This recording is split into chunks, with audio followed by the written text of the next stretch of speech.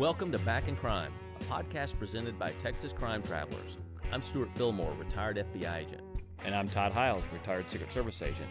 In this podcast, we cover cases we worked and some we wish we had. As lifelong street agents, we were where the rubber met the road. While the big guys were doing press conferences, we were interviewing the criminals. And because of that, we can take you inside these cases and under the crime scene tape. This is Back in Crime. Since it's almost Christmas, we thought it would be great to do a podcast about the Santa Clause bank robbery, which happened in Cisco, Texas on December 23rd, 1927. Nearly 100 years ago. Yeah. Actually, 96 to be exact. But before we talk about the bank robbery, let's just back up for a quick second and let's talk about what was happening in the fall of 1927. Okay, hit me. What was going on? There were about 3 or 4 bank robberies every day in the state of Texas. Okay. At that time. Now that's great job security for FBI agents investigating bank robbery. It is, yeah. You get a new case just about every day. So in response to these numerous bank robberies, the Texas Banker Association, they offered a $5,000 reward to anyone who shoots and kills a bank robber. Yeah. I can't really see anything going wrong with that. Can you? Well, you get this idea of these armed townspeople going after bank robberies. Well, what I see is an enterprising person who sees someone standing outside a bank, shoots them dead, and then puts a throwdown pistol next to him and says, "Hey, where's my $5,000? That's a bank robber." Yeah, I stopped the bank robbery. And again, this program will be called the Dead Bank Robber Bounty, and it actually lasts until 1964. Oh, wow. I'd heard about it. I didn't know it lasted that long. Okay. So actually, a Texas Ranger summarizes that more alleged bank robbers are killed than actual bank robbers. Yeah, and I'd love to know of that percentage of the alleged, how many actually were, even like I said, even involved in it at all. And it's kind of unique is the Texas Ranger who works on this summary is none other than Frank Hamer. Frank Hamer from Bonnie and Clyde fame. Wow, okay. He was part of the posse that captures and kills them. Okay. Now we're getting a little ahead of it, Todd, so let's not jump too far ahead. So back to the Santa Claus robbery. Yeah. This is one of Texas's most infamous crimes. Yeah.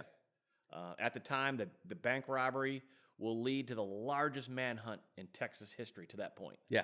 Yeah. Even involved a plane. I mean, in 1927, this is when Charles Lindbergh flies across the Atlantic. So, planes were, a new thing and high technology. So let's jump into this and let's talk about the cast of characters in this bank robbery. Number one is we have a guy by the name of Marshall Ratliff. Okay. He's 24 years old, and he is a career criminal. He's from Cisco, Texas. Yeah. And for those that don't know, Cisco is kind of in West Texas. It's about halfway between Abilene and Fort Worth for people that want to kind of pinpoint where we're talking about. And the year before this bank robbery, he's actually sentenced to 18 years for bank robbery. He and his brother, and one of the officers that's responsible for his arrest and conviction at that time is going to be the police chief of Cisco by the name of G.E. Bedford. G.E. Bedford, okay. Another one part of this bank robbery is a guy by the name of Harry Helms and another one named Robert Hill. Okay. Now these two guys are ex-cons. They're both out on parole. They're both from Wichita Falls. Wichita Falls is, what do you think, about 120 miles north of Cisco? It is, but from where Cisco is and where Wichita Falls is, that's a lot of hard back roads. There's no easy way, even today, I think, to get there, and can imagine in 1927. And so that's where these two career criminals are from. It sounds like Ratliff, Helms, and Hill all met each other in prison. They're buddies, because at this time, Ratliff, although he's from Cisco, he's actually living up in Wichita Falls. Yeah, and some flop house up there, I think, that was notorious for housing criminals, right? Right, yeah. It's a boarding house up there. Now, there is a fourth guy, and he is, the safe cracker.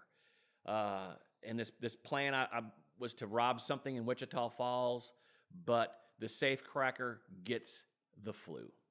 Okay.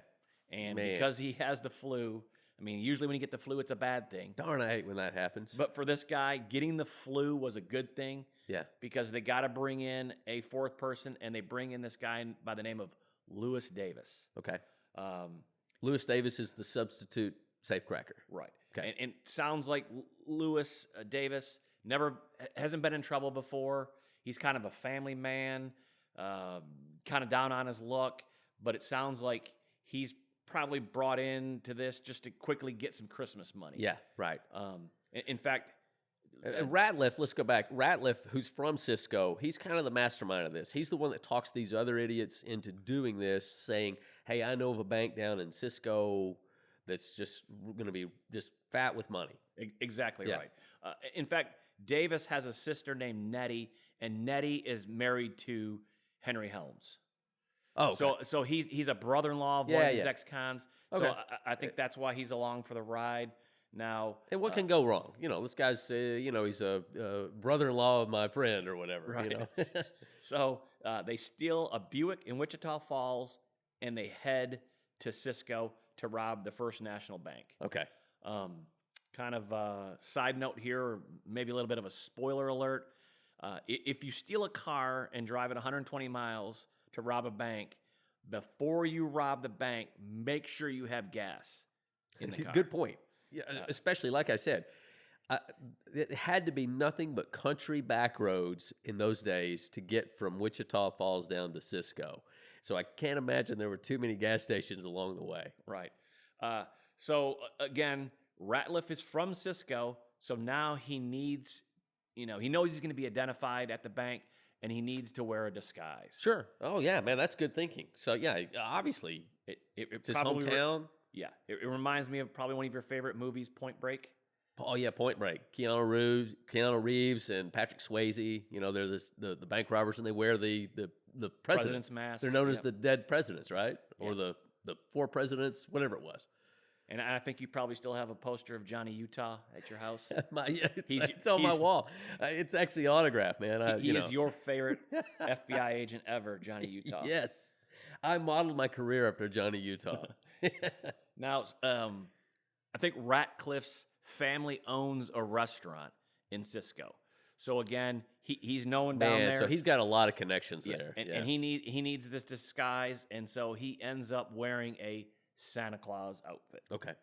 Todd, let me interrupt real quick, and we'll go back to Point Break just quickly. I'm going to add just a little trivia just for the folks that are listening. Anyone that saw the old movie Point Break, Gary Busey's in that. He plays the old veteran agent that's kind of the mentor of Johnny Utah, right? The Johnny Utah character is, he's not going to come in right out of the training academy and go right into an undercover thing. That's just not going to happen. But the Gary Busey character is very much like an old grizzled FBI agent. I mean, Gary Busey kind of captured that. So that part is realistic. The rest of it, it's great Hollywood, but not real. All right, sorry. Go ahead. So Ratliff is wearing the Santa Claus costume. He's in disguise. Doesn't want to be identified here at the bank.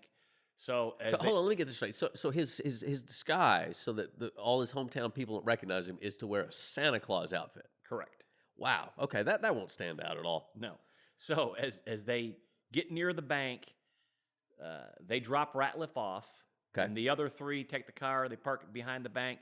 They go inside the bank, and they wait for Ratliff to come in. Okay. As Ratliff is walking down the street, approaching the bank, you can imagine what happens next. All the kids recognize Santa Claus, and they all want to run up and see Santa Claus.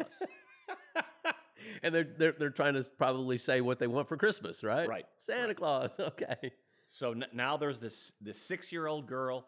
She's across the street with her mom, and she begs her mom to cross the street so she can see Santa Claus. The mom and the little girl, they watch Santa Claus go into the bank. Yeah. So they're trailing behind. When they finally catch up to the bank and they start to go inside the bank, they realize the bank is being robbed. Okay. And they scream. Yeah. They start screaming, and of course that alerts law enforcement. Yeah, it alerts the townspeople that the bank is now being robbed. Sure. And this was not a banknote job robbing this bank. This is one where they walk in and say, "This is a bank robbery. This is a stick up. hands up. Hands up. Yeah. Santa Claus Yeah. is brandishing a pistol. I mean, just try to picture that. That had to be a sight to see.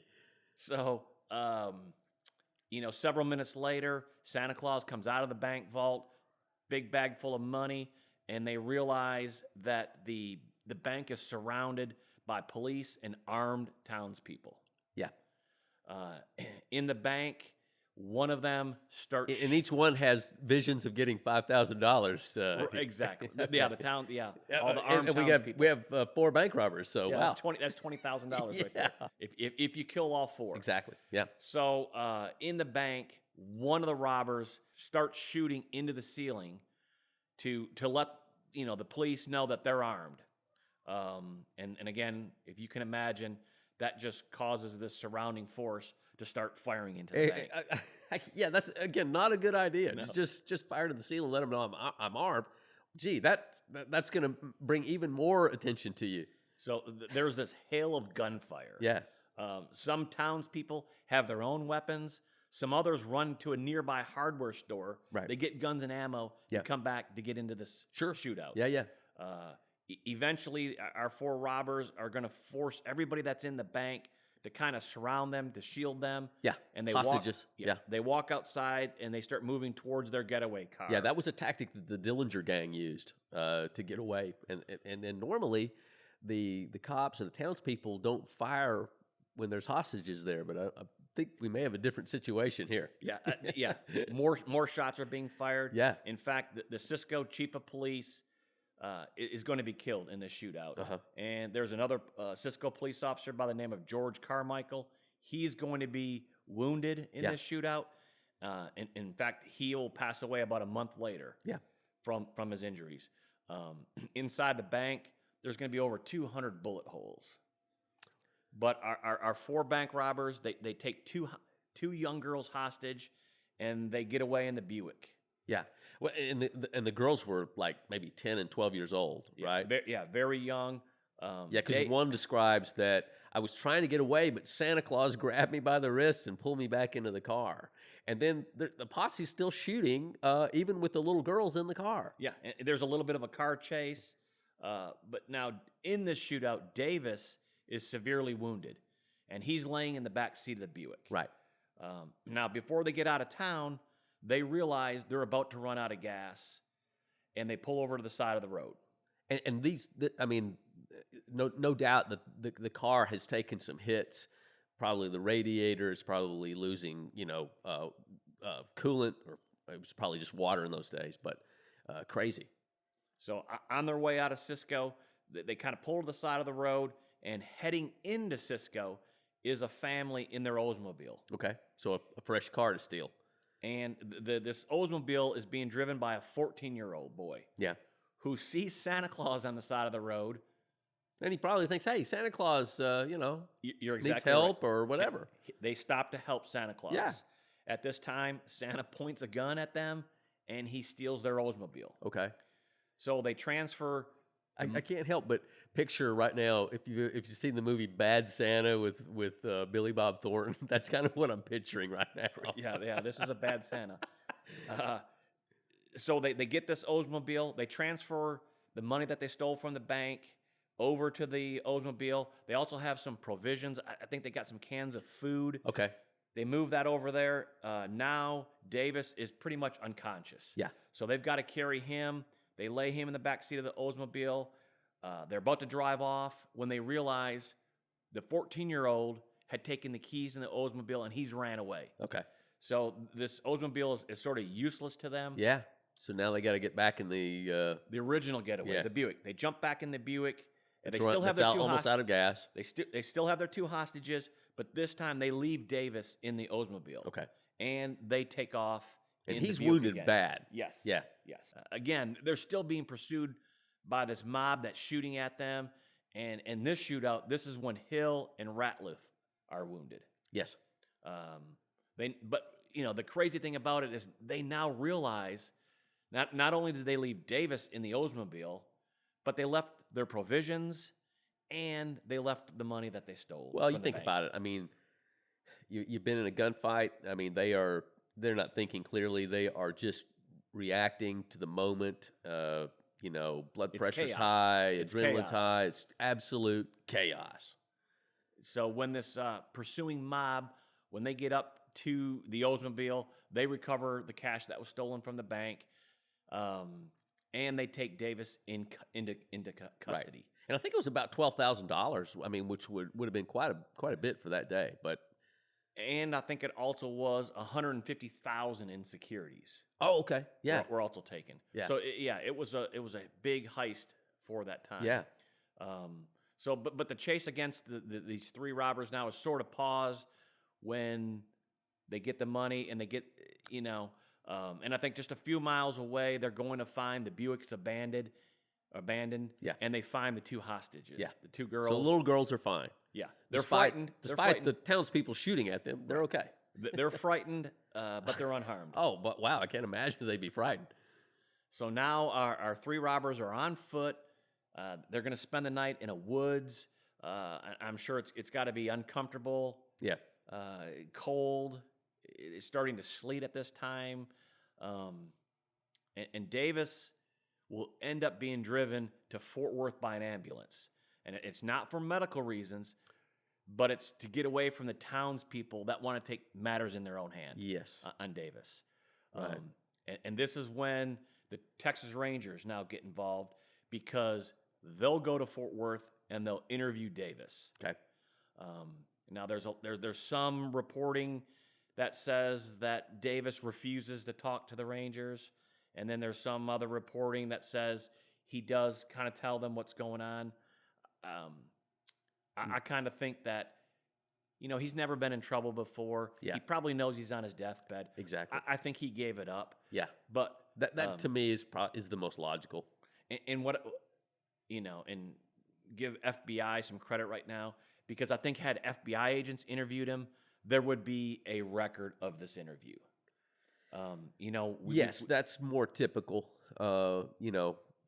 From that time. In fact, that was one of the things that when the FBI first started is that was an attempt to make law enforcement more professional. So that would mean reports from all your interviews and so forth. And these reports would be kept, and we could probably find those reports today, and we could find out exactly what Davis said. I'm sure back then it was the idea that if you told a Texas Ranger something, or the Texas Ranger said, he told me this, that was good enough. That was good enough. He might have to write that up, in maybe an affidavit to the court or something like that, but that would be it. Yeah. Right. So I tend to believe that Davis gave it up, probably told who the other three were, and that there was this plan that there was going to be a ranch somewhere near Cisco where they were going to hide out. Right. So on the very next day, December 24th, this Texas Ranger, and it's actually a captain, and his name is Tom Hickman. He starts the largest manhunt in the state of Texas had ever seen to that point. And is it Todd? Is it going to be comprised of civilians, or are they going to bring in other Texas Rangers, other law enforcement from all around? Was it maybe a little I think both? other sheriff's departments get involved. Okay. But I think this has made the newspapers, and so people are reading this in the newspaper, and they're getting their buddies together, getting their guns and shotguns together, Sure. and they're all headed out to try to find these three guys Right. that are out there somewhere on the run. Interestingly enough, again, the Texas Ranger is a captain named Tom Hickman. He is friends with the Cisco police chief Okay. who has now passed away from the shootout. I think it's going to be like several days later in Young County, which is right next to Cisco. Our robbers, they're cold. They haven't eaten in days. Two are wounded. They're just camping out. I mean, they're out. Yeah, they're completely on the run. They're wounded. Right. They are on the run. Yeah. They steal another car or maybe two other cars. There's other car chases with people. Yeah. They've taken another hostage for a while. But they had to be desperate. Yeah. Eventually, after several days, there's another big long car chase that kind of ends up in a field. Okay. And the three are in a field, and law enforcement kind of has them surrounded again. And this time, there's another shootout, and in this one, Ratliff is actually shot to where he falls to the ground, and he's taken into custody. And Now, Helms. Todd, during this search, though, as I mentioned earlier, the Rangers are up there. They're using a plane. Not yet. Okay, so the plane hasn't come into No. account yet. Okay, No. got So now we have Ratliff who shot, and I think when they find him, he has like 6 handguns on him. Yeah. And I think there was a little bit of reporting that said that he actually had more bullet holes than he had guns. But Helms and Hill, they're able to escape into a wooded area. And now this will be the first time in U.S. history that an aircraft is used in this manhunt. Yeah. And a spotter that was used in that plane was a Texas Ranger known as Lone Wolf Gonzalez. And Lone Wolf Gonzalez is also famous for the Texas Ranger motto of one riot, one ranger, meaning the Rangers are so good, so tough that they can one Ranger can handle a whole riot. Can handle everything. So you're right. He is the spotter in the airplane. They commandeer this aircraft, this plane. They fly around. I don't think that they ever see him in the airplane, but eventually Helms and Hill will make it to Graham, Texas. Yeah. Which again is a city nearby. They make it there. It's been about 7 days. They're cold, they're hungry, they need sleep, and so they're taken into custody. So I think this whole manhunt from the Cisco Bank to where they're captured, it's about 62 miles. Yeah, right. Now, Hill will end up pleading guilty to armed robbery, and then in the March of 1928, he'll be sentenced to 99 years in prison. While he's in prison, he'll actually escape 3 times, but each time he gets captured. I think one of them, he actually is on the run for 18 months. Yeah. And I know we talk about, escaping from prison, but, back then, this, again, was a very common thing. I would think it was very common. It was way easier to do than it is now. And I think this one and way easier to stay on the run because it's just, you didn't have driver's licenses with photographs on them. You could change your name to something else. It was so easy back then. Again, he's on the run for 18 months. He's eventually captured in El Paso, trying to go into Mexico. Okay. When he's taken back into custody. Now, eventually around World War II, he'll actually be paroled from prison. Yeah. And I guess there's this idea that a lot of the factories need workers. Yeah, absolutely. And that's why he's paroled to go work there. Yeah. Eventually, he's going to marry, become a stepfather, and he'll work construction in Smith County, and he'll pass away in 1996. Okay, and for those listeners that don't, if that doesn't ring a bell or anything, Todd and I actually live in Smith County, so he ends up coming to our county where he ended up dying. Now, Helms, he's going to be identified as the robber who actually killed the Cisco police chief and Officer Carmichael. Okay. And in late February of 1928, he's going to be given the death sentence. And in those days, that would have been the electric chair. Right. Yeah. And on September 6th, 1929, he is electrocuted by the electric chair. Yeah. So less than a year later, he gets the death penalty, and they carry it out. Right. And he actually goes to the electric chair kicking and screaming. If you search him on the internet, you can actually see an actual photo of his escort to the electric chair. Wow, okay. And again, I love trivia. I love our road trip interrogation. So here's a little trivia. Okay. What is the nickname of the electric chair in the prison unit in Huntsville, Texas? Old Sparky? You're right. The chair was used from 1924 to 1964. Over 361 times it was used. Yeah. Today, it's actually in a museum today. Mm-hmm. Down there, you can go see the chair. So now Ratliff, he's going to be first convicted of armed robbery, and he also gets 99 years. Yeah. But in March of 1928, he's sentenced to the execution for his role in the death of the police chief and the officer. Okay, so there was like a separate. He's initially charged. He was with just armed robbery. Right. Gets 99 years for that. Then they retry him, or they bring more charges rather. Yes, on the murder charges, and for that he gets the death penalty. Right. Got it. And he appeals those cases. Yeah. Because he says nobody has ever testified that I shot anybody. But he loses those appeals. He tries the insanity plea. Well, he's an accessory at a minimum. Right. And he starts this insanity thing. He starts acting. In fact, he starts acting insane the day Helms is executed. Gee, a guy that dresses up as Santa Claus to do a bank robbery, pleading insanity, that's actually not a big jump. He might have a good case for that.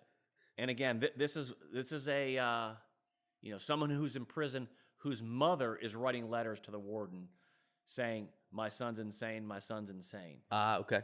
And we've had that before, where the mother writes the warden to get her son out of jail, and the son cuts his toes off to get out of a work detail. Yeah. Right. Sounds familiar. Yes. But now, again, we're talking about these townspeople. They're very upset that Ratliff hasn't been executed yet. And so Cisco sits in the Eastland County, and so that district attorney goes and gets an arrest warrant for armed robbery against Ratliff. Okay. And the another he's already robbery. been charged, already been convicted once of armed robbery. But this armed robbery is the time he tries to take the Oldsmobile from the family. Yep. So that is two separate incidents. Yep. That's the new charge. And so Eastland County is actually able to extradite him from prison to their jail. Okay. And so while he's in the Eastland County jail, he fakes being paralyzed. The jailers have to feed and bathe him, carry him to the bathroom. Right. Man, that was a commitment to your insanity.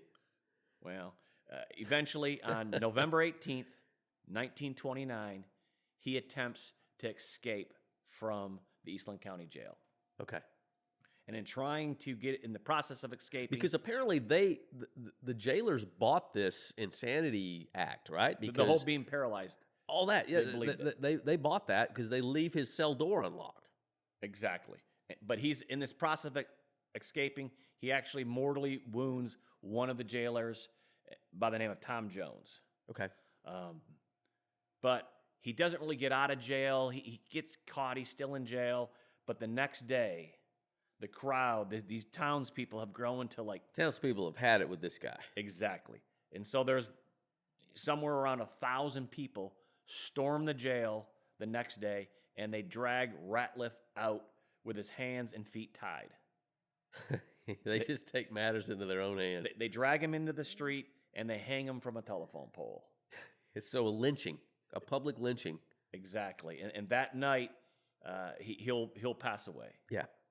But didn't the rope break? When they string him up, doesn't the rope break? The first time the rope breaks, he lands on the ground. They put him back up a second time. Yeah.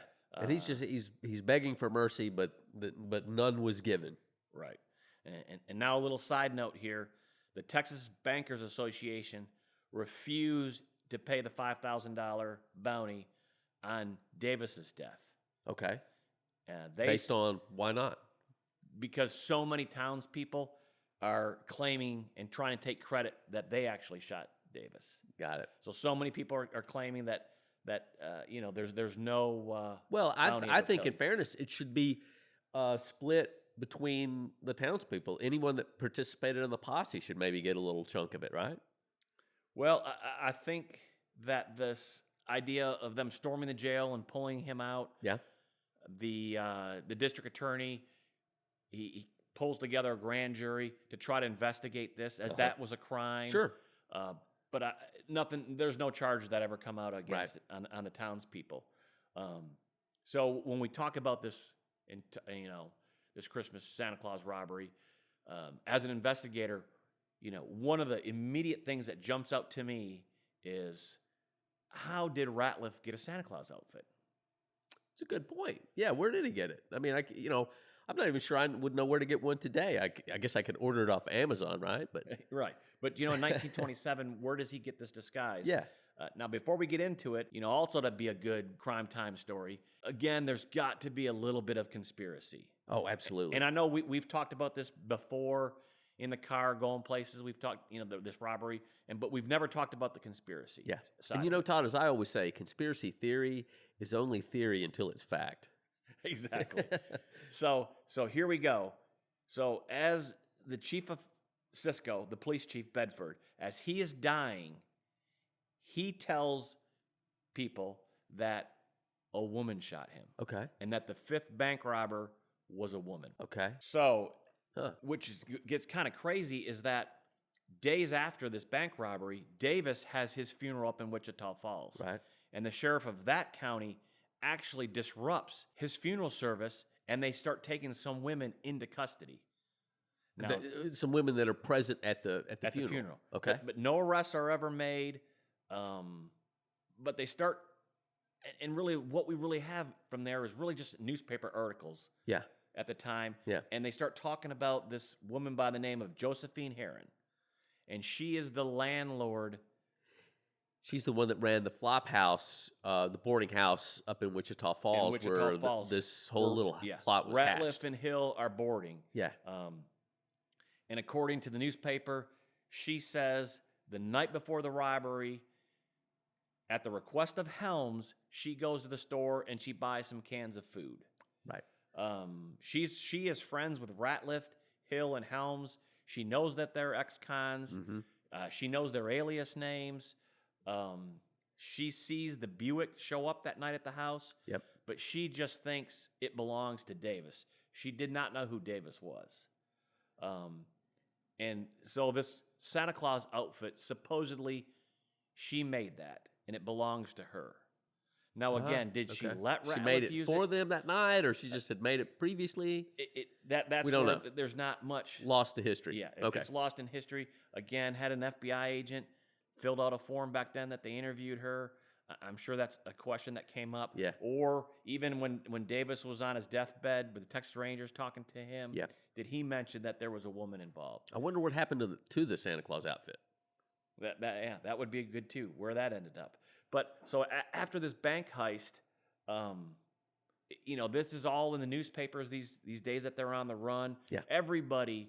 This was a big deal. It's a big deal. Yeah, big deal. So she gets word that they're injured. And she and a doctor from Wichita Falls head down towards Cisco to give them medical care. She was committed to helping her boarders. She claims in the past that Helms mentioned to her that if something would ever happen to him, she could find him at this ranch near Cisco. So that's where she's headed there with this doctor. When law enforcement, who's out there looking for these three robbers, come across her and the doctor. Okay. Now, it doesn't say did she actually meet up with them and give them medical care or whatever happened. Again, she's never arrested, and I think she passes away in the 1960s. Okay. Now, she's never charged with anything. She's never charged with anything. There is another newspaper article that talks about law enforcement had a confidential informant who says she buried some of the loot at the boarding house, and law enforcement finds that money there at the house. Okay. But if it's from the Santa Claus robbery or where it's from, I have no idea. Because everything from the Santa Claus robbery was recovered, and these guys really, once this show went bad, they didn't have time to go hand off any loot or bury any loot anywhere. Yeah, and I don't think they would have had time for somebody unless there really was a fifth bank robber there that day. And the woman who the chief of police says shot him, that woman was able to get away with some of the money, never got in the getaway car, made her way back to Wichita Falls, buried the money up there. It's possible. So it's possible that Josephine's account of being with the doctor and all that might not be true. She might have actually been with them, and this is why the chief of police is saying it's a woman that shot me. Yeah, that's a woman that shot me. Huh, okay.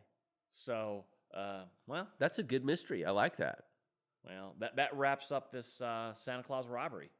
Man, that's a really cool story, and it's amazing that that this guy just thought I could get away with a Santa Claus outfit to do this bank robbery. I think I could have come up with a better disguise. Right. Hey, everyone, thank you so much for listening. Make sure to share with your friends. Yeah, like, comment, subscribe. Check us out on TikTok, Instagram, YouTube. We love your questions and comments. We love your feedback. We love doing this, so please let us know. Thank you for listening. See you next time, guys. This has been the Back in Crime podcast presented by Texas crime travelers Todd Hiles and Stewart Fillmore. We are the executive producers. Grace Hiles is the producer and director. Theme music composed by Eddie Bandus. Follow us on TikTok, Instagram, Facebook, and our YouTube channel at Texas Crime Travelers.